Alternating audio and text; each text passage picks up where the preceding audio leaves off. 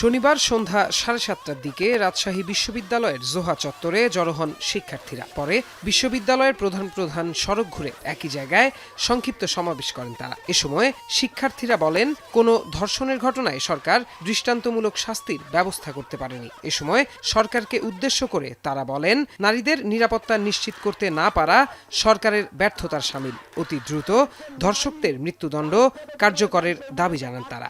পুরুষের সমান ভূমিকা পালন করে।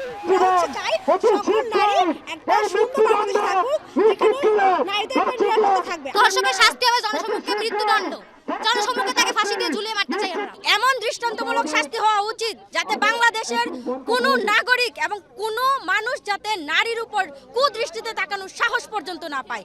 ময়মনসিংহের ত্রিশালে জাতীয় কবি কাজী নজরুল ইসলাম বিশ্ববিদ্যালয়ে ধর্ষণের প্রতিবাদ ও ধর্ষণকারীদের দৃষ্টান্তমূলক শাস্তির দাবিতে বিক্ষোভ মিছিল করেছেন শিক্ষার্থীরা। শনিবার রাত 2:30টার দিকে প্রশাসনিক ভবনের সামনে থেকে মিছিলটি বের হয়ে ক্যাম্পাসের বিভিন্ন সড়ক প্রদক্ষিণ করে। এছাড়াও একই দাবিতে বাংলাদেশ কৃষি বিশ্ববিদ্যালয় ক্যাম্পাসে বিক্ষোভ মিছিল হয়। রাতে জব্বারের মোড় থেকে মিছিলটি শুরু হয়ে ক্যাম্পাসের বিভিন্ন সড়ক প্রদক্ষিণ করে।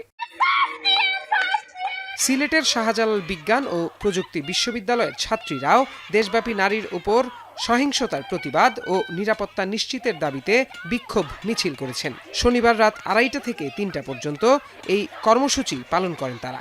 মিছিলটি ছাত্রী হোস্টেল থেকে বের হয়ে বিশ্ববিদ্যালয়ের গুরুত্বপূর্ণ সড়কগুলো প্রদক্ষিণ করে প্রধান ফটক হয়ে গোলচত্বরে গিয়ে মিলিত হয়। এ সময় শিক্ষার্থীরা দেশের নারীসহ জনসাধারণের সার্বিক নিরাপত্তা নিশ্চিতের দাবি জানান।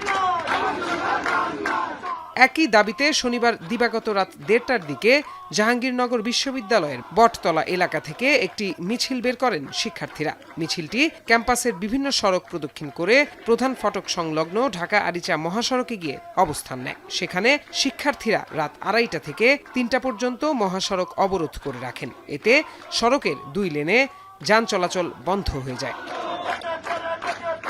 প্রত্যয় দাস, এখন।